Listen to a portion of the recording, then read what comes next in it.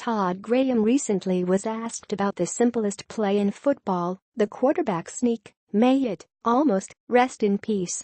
"We haven't run a quarterback sneak," the Arizona State coach asked. "Not yet. This isn't a huge deal." For the most part, the Sun Devils, who host number 4 Washington on Saturday, have fared well in short yardage situations. Just one measure, on third downs with less than 3 yards to go, the Sun Devils have secured a first down on 14 of 20 opportunities. At the same time, they have botched 2 short yardage chances.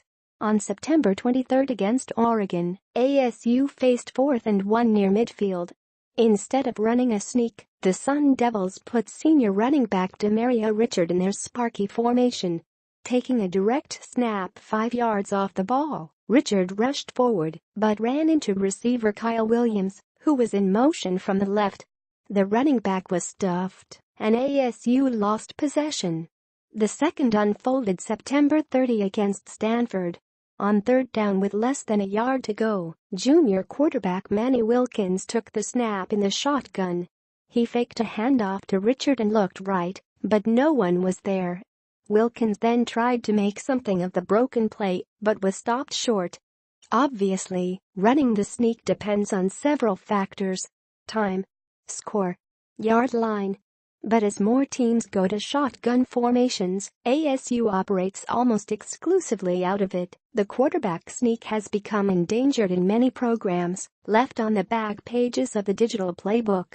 "Nobody does it anymore," said receivers coach Rob Likens, who has called plays throughout his career.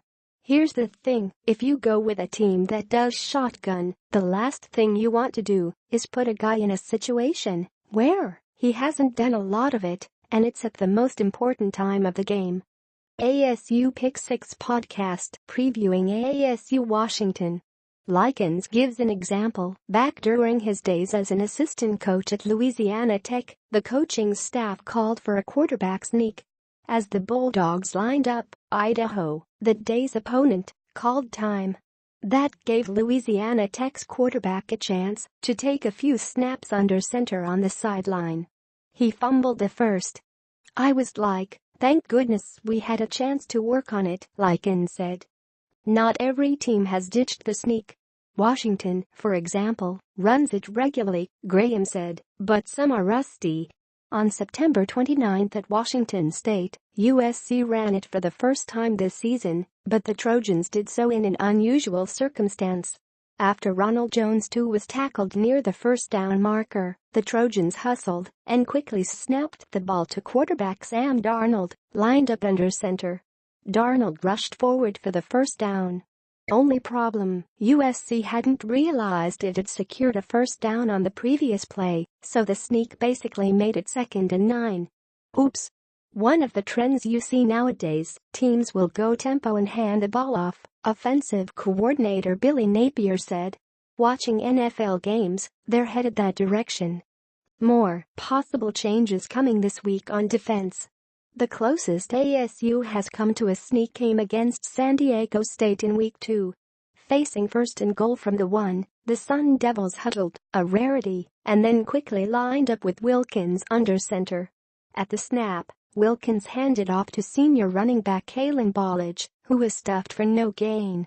On the next play, Botched scored from the Sparky formation, which has become the Sun Devil short yardage play of choice. Richard, Botched and senior receiver N'Keal Harry all have had success finding holes off direct shotgun snaps. But Napier acknowledges that the time will come when ASU will have to line up under center for a sneak or something else. He said the Sun Devils have it in their playbook. They have worked on it. They'll be ready. "I tell you what drives me crazy," Graham said. "When it's 4th and a foot and teams get in the shotgun. That drives me crazy. 4th and a foot, the sneak is what you ought to run. That's what I think." Something to keep in mind.